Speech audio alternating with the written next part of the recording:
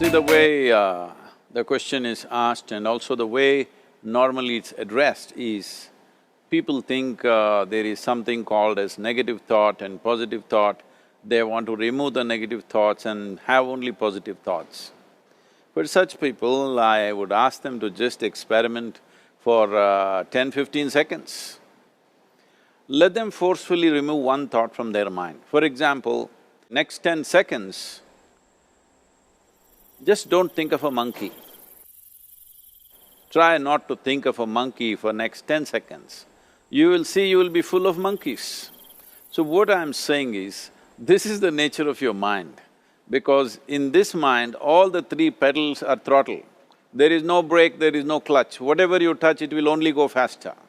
In this kind of mind, people have been taught from moral teachers and religious teachers, do not think about bad things. Well, since then it's been a full-time job.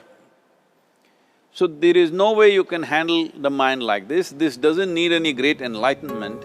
If you spend 2 minutes with your eyes closed, you will realize you cannot do anything forcefully with this mind.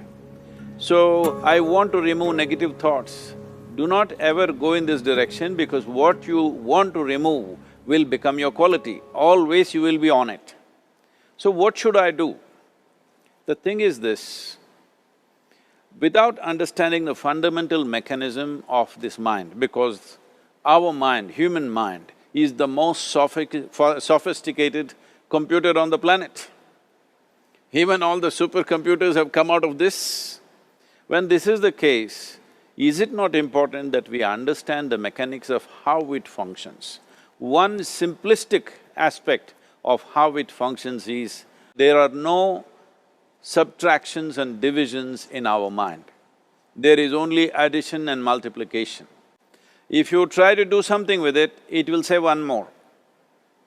If you try hard, it will multiply into many more. In this mind, you don't try to identify what is positive, what is negative and try to remove it. First of all, one needs to understand, this mind of yours, this body of yours is supposed to serve you. The life that you are is important. Body and mind are vehicles that must serve us. If you sit in a vehicle, it must go where you want to go. If it goes to its own destination, what is the point of such a vehicle? It's just a nuisance. Right now, most human beings are unfortunately experiencing this fantastic possibility of human mind as a nuisance, as a troublesome thing. Well, this is the most beautiful thing you have. It's just that you need to pay little attention as to how it functions. One simple thing is this.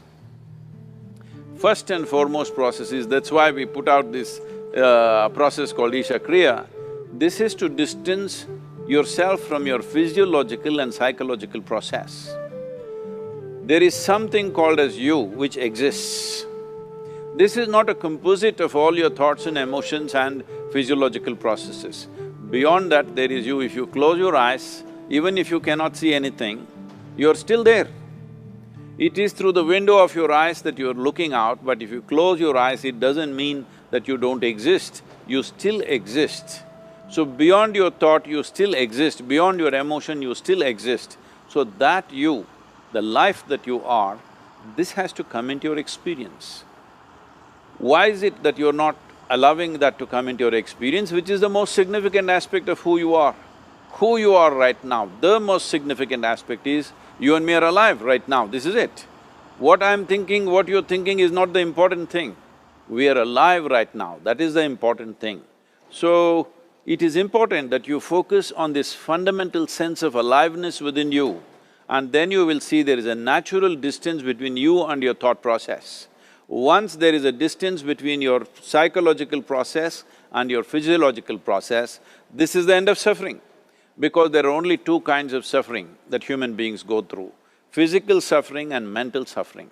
Once you create a little space between you and your mind, between you and your body, this is the end of suffering.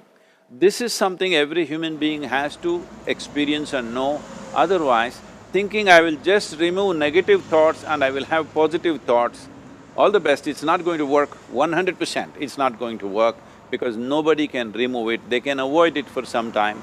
So when negative thoughts come, you say Ram Ram, Shiva Shiva, whatever you want, but this is just avoiding, it's not gone. The moment you stop that, it will pop back with great force, otherwise it'll come back in your dreams. So it's very important, first of all you need to understand your anger, your resentment, your fear, your anxieties, the negativity that you generate. Generally resentment, anger, it is always directed towards somebody. But we need to understand this is poisons that we are drinking and expecting somebody else to die. Fortunately, life doesn't work like that. If I drink poison, I die. If I drink poison, you don't die. So, we need to understand this. When I say poison, today you can have yourself chemically analyzed. Right now, what is your blood work, what it says? 5 minutes of intense anger, check your blood work and see, there will be lots of negative elements in it, literally you're poisoning yourself. So, do you want to poison yourself? Definitely not. Now the very question is coming from certain helplessness, what shall I do? Don't do anything, just sit back and just concern yourself with something which is a life process. Maybe your heartbeat, maybe your breath, maybe just a sensation of being alive. Depending upon how sensitive or how perceptive you are, accordingly, find something. It could be a sensation in the body, it could be breath, it could be heartbeat, it could be anything, something which indicates life to you. Just pay attention to that for some time. Slowly you will see there is a distinction between what is you and what you have gathered, which includes both your physiological and psychological possibility or mess, whatever you made out of it.